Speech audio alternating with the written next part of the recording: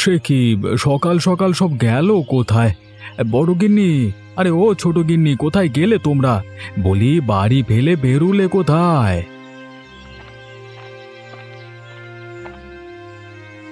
কি হয়েছে কি? সকাল সকাল এমন ষাঁড়ের মতো চেঁচাচ্ছ কেন? আস্তে করে ডাকলে বুঝি আমি শুনতে পাই না? বাবারে, তোমাদের ডেকেও তো আমি বিপদে পড়ে গেলাম দেখছি। তুমি একা কেন? ছোট গিন্নি কোথায় গেছে? সে কি বাড়ি থাকার মানুষ নাকি? সারাদিন শুধু গায়ে হাওয়া লাগিয়ে ঘুরতে দাও তাকে, তবেই হবে। সংসার ধর্ম এত কিছু দেখার সময় তার নেই। এত রাজ্যের খবর না পেরে গেছে কোথায় তাই বলো দেখি। এই রোজ রোজ তোমাদের এসব আমার ভালো লাগে না। এতই যখন অশান্তি লাগে তখন বিয়ে করতে কে বলেছিল শুনি? তাও তো একটা বিয়েতে পোষালো না। সাহেব আবার দুটো বিয়ে করলেন। তোমার জন্যই তো দুটো বিয়ে করা লেগেছে আমার। আরে সংসারে শান্তি মতো দুটো ভাত খেতে পেরেছি আমি কখনো তোমার জ্বালায়? বেশ তো, এখন বুঝি খুব শান্তি মতো ভাত খেতে পারছো? আমায় ডাকছো কেন তাহলে? আমি না আজ থেকে আর কোনো কাজ করতে পারবো না। আমার যখন অতই বিষ লাগে তখন ছোটকে দিয়েই সব কাজ করিয়ে নাও। সারাদিন দোকান চালিয়ে এসে বাড়িতে যে দুদণ্ড একটু শান্তিতে কাটাবো সেই উপায় আমার নেই। মাঝে মাঝে মনে হয় নিরুদ্দেশ হয়ে যাই। বেশ তো, যাও না। মানা কে করেছে শুনি? না, তোমার সাথে আর কথায় পারা যাবে না। এখন মাছটা নিয়ে রান্নাঘরে যাও দেখি। বেশি করে পেঁয়াজ দিয়ে দুপুরে রান্না করো। কদিন ধরে কাতলা মাছের দু পেঁয়াজা খেতে খুব মন চাইছে। তা তো মনে চাইবেই। আমার সুখ শান্তি খেয়ে এখন মাছের দো পেঁয়াজা খাও। না, ভেবেছিলাম দুটো ভাত খেয়ে বেরোবো দোকানের দিকে, তা আর আজকে হবে না, বুঝেছি। থাকো তুমি, আমি দোকানে গেলাম। ভাত রেখেছি, খেয়ে যাও। না খেয়ে একদম যেন বাড়ি থেকে বের না হওয়া হয়। তোমাদের ভাত তোমরাই খাও, দুই সতীনে মিলে, আমি গেলাম যত সব।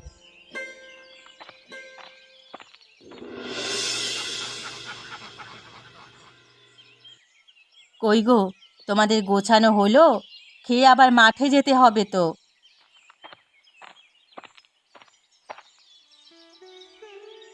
আজকে আর মাঠে যাব না গিন্নি। আজকে মাঠে কাজ নেই তেমন। ভাবছি আজকে কিছু বাজার করে নিয়ে আসব।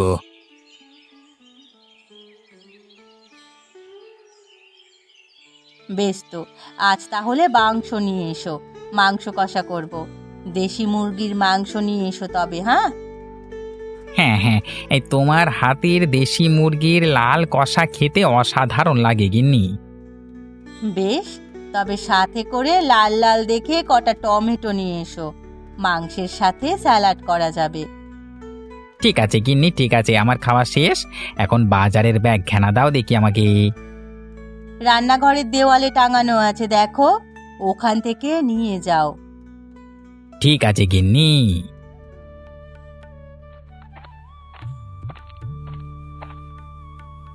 আরে, কমলা যে!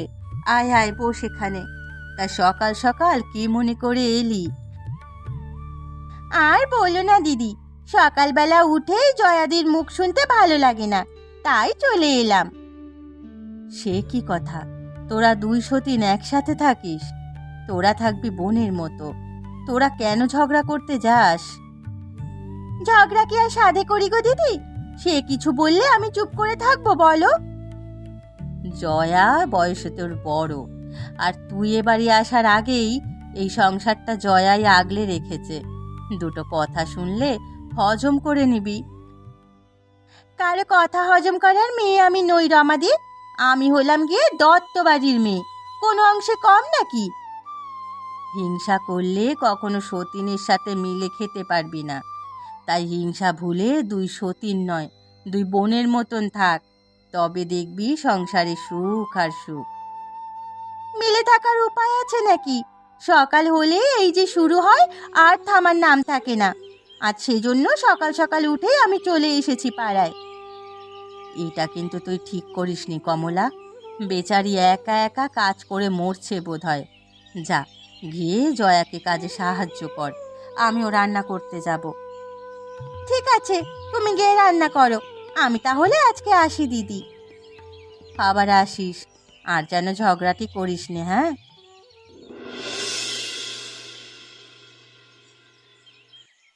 কেন যে বাবা এ বাড়িতে আমার বিয়ে দিয়েছিল, কাজ করতে করতে আমিই মরলাম, আর ওদিকে ছোট গায়ে হাওয়া লাগিয়ে ঘুরছে।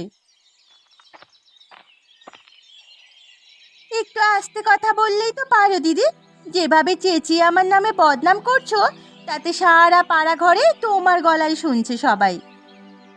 বেশ তো, শুনুক না লোকে, লোকেও জানুক যে আমি কি কালনাগিনী নিয়ে সংসার করি। আমি এদিকে কাজ নিয়ে মরি, আর তুই কিনা গায়ে হাওয়া লাগিয়ে ঘুরে বেড়াস। তো আমি কি করব শুনি? তোমার কাছে থেকে তোমার দাসীবাদী খাটবো নাকি? আমার বিয়ের সময় কর্তামশাই আমাকে বলেছিলেন বাড়ির কোনো কাজ তিনি আমায় করতে দেবেন না। ওরকম কথা আমায়ও বলে এনেছিলেন। বিয়ের আগে পুরুষ মানুষ অনেক কথাই বলে নারীদের মন রাখার জন্য। তাই বলে তুই বাড়ির একটা কাজেও হাত দিবি না? হাত দিয়ে কি করে বলো দেখি? আমার কোনো কাজ আজ অব্দি পছন্দ হয়েছে তোমার? তুমি তো আমার সব কাজেই খুঁত ধরো। কাজের মতো কাজ করলে তো আর খুঁত ধরি না বল। কখন কাজ রেখে পালাবি সেই চিন্তায় থাকিস তুই। কি, আমাকে তুমি কামচোর বললে? আজ আসুক কর্তা বাড়িতে, তোমাকে যদি দুঘা না খাইয়েছি তবে আমার নামও কমলা রানী না। আমিও দেখবো তুই কি করতে পারিস। ওরা মুখের সাহস কত, আমাকে নাকি মার খাওয়াবে। মাথার একটা চুলও আর মাথায় থাকবে না আমার সাথে লাগতে এলে। হ্যাঁ, আমি বুঝিয়ে হাত গুটি বসে থাকবো? এসো, আমিও দেখাবো যে আমি কি করতে পারি। তোর সাথে কথা বললে আজ আর রান্না হবে না। কাজ যেহেতু করবি না, আমার মাথা খাস না। দূর হতো রান্নাঘর থেকে। তোমার ধারে কাছে থাকতে আমার বইয়েই গেছে। তুমি করো তোমার কাজ, আমি গেলাম।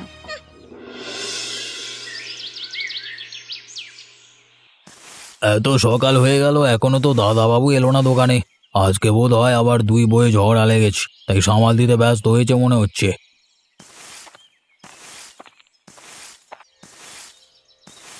কিরে বিশু, কি কইছিস এক মনে? কি কই না তো, কিছু বলিনি দাদাবাবু। আপনি কখন এলেন? এই তো সবে এলাম। তা সকালে খেয়েছিস কিছু? আগে না দাদাবাবু, ঠাকুমার শরীরটা বেশি ভালো নেই আজকে, তাই আর সকালে কিছু খাওয়া হয়নি। সে কি, না খেয়েই চলে এসেছিস? যা যা, তাহলে হরিহরের দোকান থেকে 4টে পরোটা আর সন্দেশ নিয়ে আয়। আমিও খেয়ে আসিনি, দুজন মিলেই খাবো। ঠিক আছে দাদাবাবু, আমি এক্ষুনি যাচ্ছি।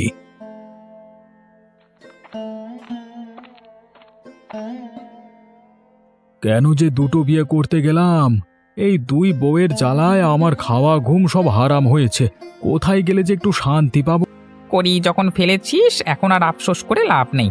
দুই বউকে কি করে মিলিয়ে রাখবি সেটা ভাব। এমন কোনো উপায় নেই যে প্রয়োগ করিনি, কিন্তু দিন শেষে সেই পান থেকে চুন খসলেই হলো, দুজনের ঝগড়া শুরু হয়ে যায়। তুই তো দেখি খুব চিন্তায় পড়ে গেলি। আমাকেও বাড়ি যেতে হবে। আমায় কিছু গরম মশলা দে দেখি। তোর দোকানের কর্মচারীটা গেছে কোথায়? ওকে একটু হরিহরের হোটেলে পাঠিয়েছি খাবার আনতে। তুমি দাঁড়াও, আমি দিচ্ছি মশলা। এই নে তোর টাকা। আর বেশি চিন্তা করিস নে গোপাল, দেখবি একটা না একটা উপায় ঠিক হয়ে যাবে। ঠিক আছে, আমি এখন আসি। হ্যাঁ হ্যাঁ।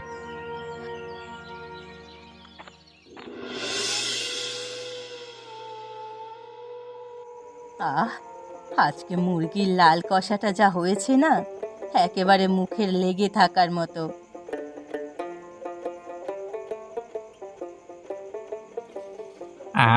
কতদিন বাদে তোমার হাতের মুরগি কষা খেলাম। খেতে দারুণ হয়েছে গিন্নি। হবেই তো, আমি রেঁধেছি যে। সকালবেলা কমলা এসেছিল, ভেবেছিলাম ওকেও দুটো খাইয়ে দেব, কিন্তু মেয়েটা বেশি সুবিধের নয়। সারা দিন শুধু জয়ার সাথে ঝগড়া করার তালে থাকে। আর সে কথা বলো না। আজকে মশলা কিনতে গিয়ে গোপালের দোকানে গিয়েছিলাম। বেচারার সে কি অবস্থা হয়েছে, চিন্তায় চিন্তায় সারাদিন নাকি দুই বউ ঝগড়া করে। দুটো বিয়ে করেছে, এখন তো জ্বালা সহ্য করতেই হবে। আমিও বলে এসেছি সে কথা। দুই বউয়ের ঝগড়ার জন্য ছেলেটা সকালে অবধি ভাত খেয়ে দোকানে যেতে পারে না।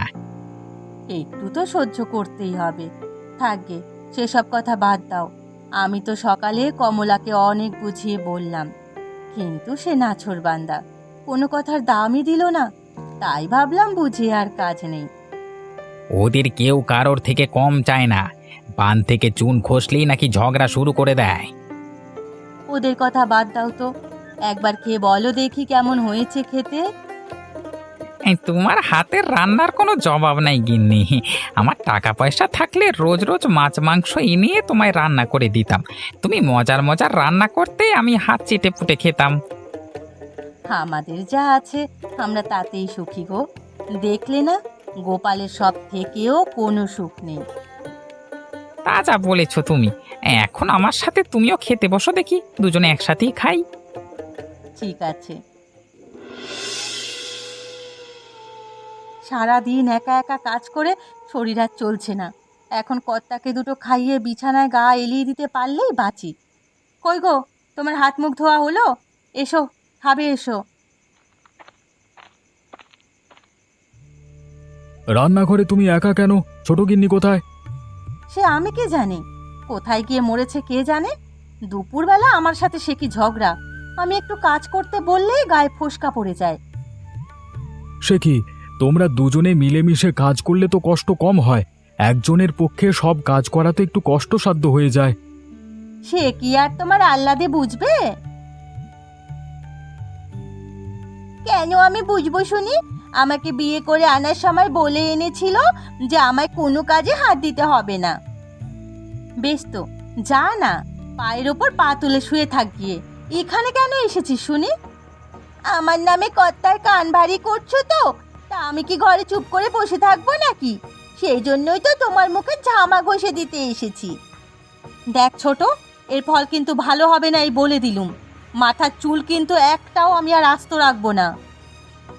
হাত দিয়েই দেখো না, হাত একদম ভেঙে গুড়িয়ে দেব। কোন কুলক্ষণে যে তোমাদের মতো ডাকিনী যোগিনীকে আমি ঘরে এনেছিলাম তা কেবল বিধাতাই জানে। তোমাদের জন্য এক বেলা শান্তি মতো যে দুমুঠো ভাত খাবো সেই উপায়ও নেই। আজকে থেকে বাজার সদাই সব বন্ধ। এবারে দেখব কি করে ঝগড়া করো তোমরা।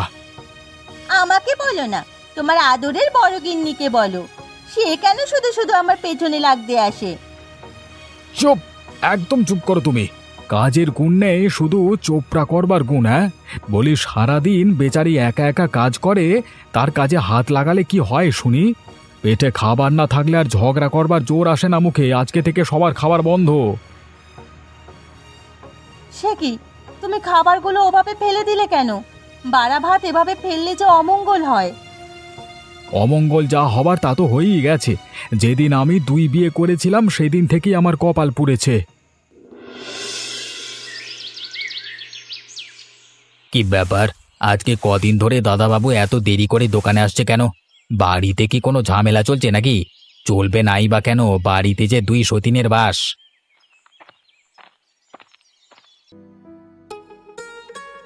মুরগি নেবে গো মুরগি?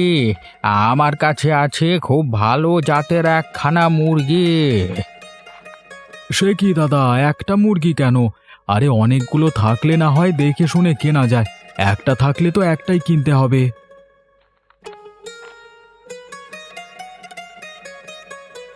আমার মুরগির দাম যেমন আর গুণেও তেমন। এর কাছে আশ্চর্য এক গুণ আছে।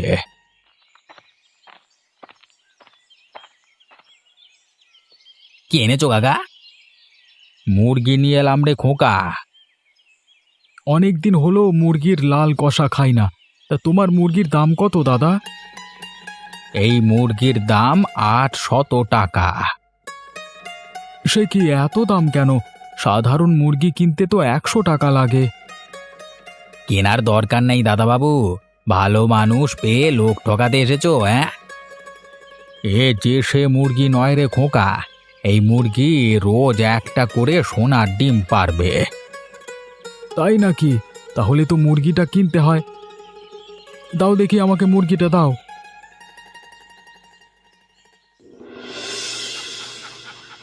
উফ, এই গরমে উনুনের ধারে বসে থাকাই দায় হয়েছে। একা একা আর কত করব, শরীর আর চলে না।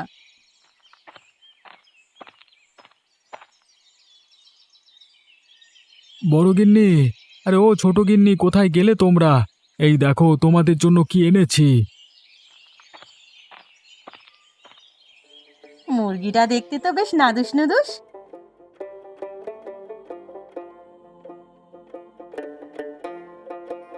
হয়েছে? ডাকছো কেন আমাকে? আরে, এই মুরগিটাকে দেখে তো মনে হচ্ছে বেশ মাংস আছে। খেতে মজা হবে কষা করলে। এই মুরগি রান্নার জন্য নয়। তাহলে এই মুরগি দিয়ে কি করব? এই মুরগি তোমরা দুজন মিলে পুষবে। এটা আজকে থেকে তোমাদের দুজনের দায়িত্ব। সে কি? এই মুরগি পুষে আমাদের কি লাভ শুনি? এই মুরগি সোনার ডিম পারে। যার যত্নে এই মুরগি ডিম দেবে এবং যে আগে ডিমটি পাবে তাকেই আমি পুরস্কৃত করব। আরে, তাই নাকি? তাহলে পুরস্কারটা আমিই পাবো। দিদির আগে আমি এই মুরগির সোনার ডিম নেব। সে সময় হলে দেখা যাবে সোনার ডিম কার হাতে যায়। তবে একটা শর্ত আছে, এই মুরগির লালন পালনের পাশাপাশি দুজনকেই সংসারের সকল কাজ সমানভাবে করতে হবে। ঠিক আছে। এখন যাও, মুরগিটা খোঁয়ারে রেখে এসে আমাকে খেতে দাও দেখি। আমি মুরগিটা রেখে আসছি বড়দি, তুমি কর্তাকে ভাত দাও। ঠিক আছে, যা।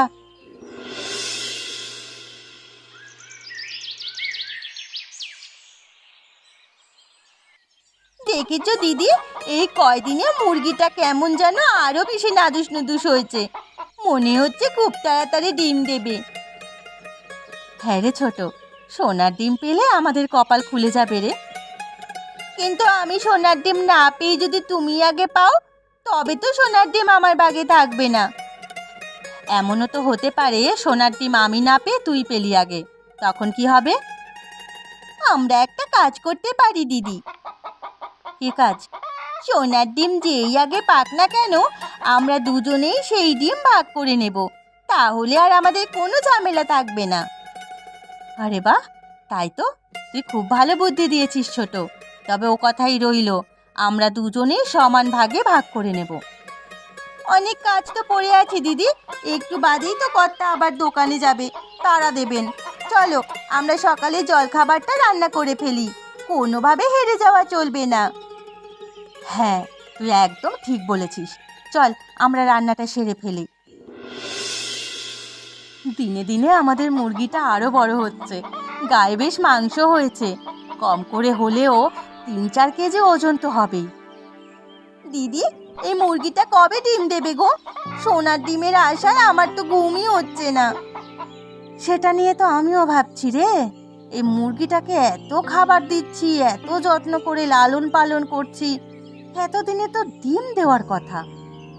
আজ কর্তা বাড়ি এলে জিজ্ঞেস করব, এখনো কেন সোনার ডিম দিল না মুরগিটা।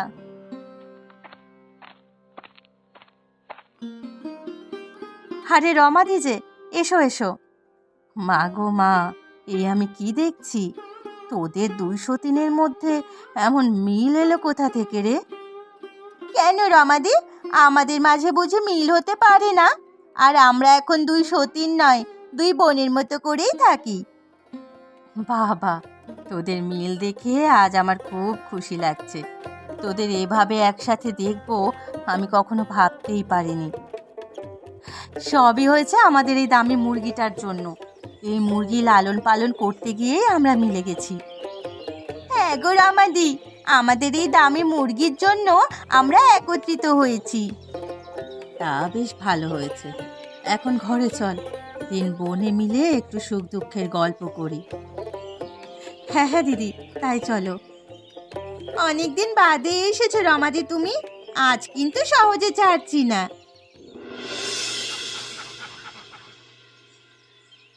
কি দাদা বাবু, বৌদিদের দামি মুরগি কি সোনার ডিম পেড়েছে? না রে বিশু, লোকটা কি আমাকে ঠকিয়ে গেল নাকি?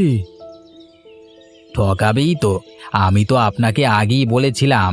আরে লোকটা মিথ্যে কথা বলছে, না হলে আপনি কোথাও শুনেছেন যে মুরগি আবার সোনার ডিম পারে? সেটা তো বুঝেছি, লোকটা আমাকে সহজ সরল পেয়ে ঠকিয়ে গেল।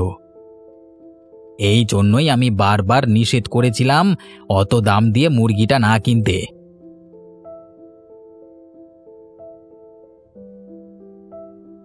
এত কিসের গল্প চলছে তোদের? ওই তো লোকটা এসেছে। কি মশাই, আমাদেরকে দামি মুরগির নাম করে সাধারণ মুরগি দিয়ে ঠকানো হচ্ছে। কি ব্যাপার মদন দাদা, আমাকে যে বললেন আপনার মুরগি সোনার ডিম পারবে, কই এখনো তো মুরগি সোনার ডিম তো দূরে থাক, একটা ডিমও দিল না। ডিম দেয়নি তো কি হয়েছে? এই তোমার তো সোনার ডিমের থেকেও বড় উপকার হয়েছে। কি উপকার হয়েছে শুনি? ও তুই বুঝবি না পুচকে ছোড়া। গোপাল, ভেবে দেখো তো তোমার কি উপকার হয়েছে। আরে তাই তো, আমি তো এতক্ষণ বুঝতে পারিনি। আপনার দেওয়া দামি মুরগি আমার দুই বউকে এক করে দিয়েছে। তারা আর এখন আগের মতো ঝগড়া করে না, এখন তারা মিলেমিশে থাকে। এই জন্যই আমি বুদ্ধি করে মদন দাদাকে দিয়ে তোর কাছে মুরগি পাঠিয়েছি। তোমাদেরকে যে কি বলে ধন্যবাদ জানাবো আমি।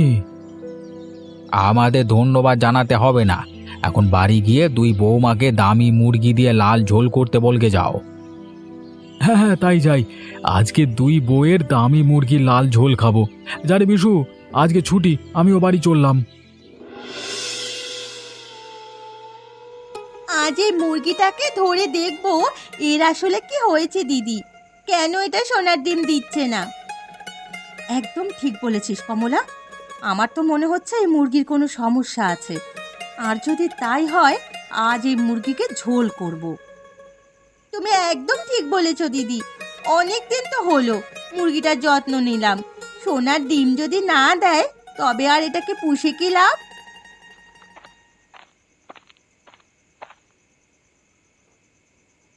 বেশ তো, তাহলে আজকে এই দামি মুরগির লাল ঝোল করে ফেলো। অনেক দিন হলো বড় গিন্নির হাতের মুরগির লাল ঝোল খাই না। এটা কি বলছো? সোনার ডিম পাড়া মুরগিটাকে খেয়ে ফেলবে? তাহলে আমাদের সোনার ডিম কে দেবে? আরে, এটা সোনার ডিম পাড়া দামি মুরগি না, এটা একটা সাধারণ মুরগি। তাহলে কি এতদিন তুমি আমাদের ঠকালে? আরে না গিন্নি, আমি নিজেও জানতাম না। হারান দাদা এবং মদন দাদা মিলে তোমাদের দুই বউকে এক করবার জন্য এই দামি মুরগির বুদ্ধি করেছিল। আর সোনার ডিমের আশায় আমরা কত কিনা করলাম এই মুরগির জন্য। সমস্যা কি, তোমাদের কষ্ট তো আর বিফলে যায়নি। দেখো না, আজকে তোমরা একসাথে সব কাজ করো, তোমাদের মাঝে একতা আছে। দুই বউয়ের এই দামি মুরগির জন্য তোমাদের মাঝে একতা ফিরে এসেছে, ঝগড়াঝাটি বন্ধ হয়েছে। আর তার থেকে বড় কথা হলো এই মুরগিটা অনেক বড় হয়েছে, না হলেও 5 কেজি ওজন হবে। এমন মুরগি কেউ কখনো দেখেছে বলে তো মনে হয় না। যাক, সোনার ডিম না পেলেও আমাদের বন্ধন যে দৃঢ় হয়েছে সেটাই অনেক। আজ তাহলে এই দামি মুরগির লাল ঝোল করি, কি বলো বর্দি? বেশ চল, তবে আজ দুই বউয়ের এক দামি মুরগির লাল ঝোল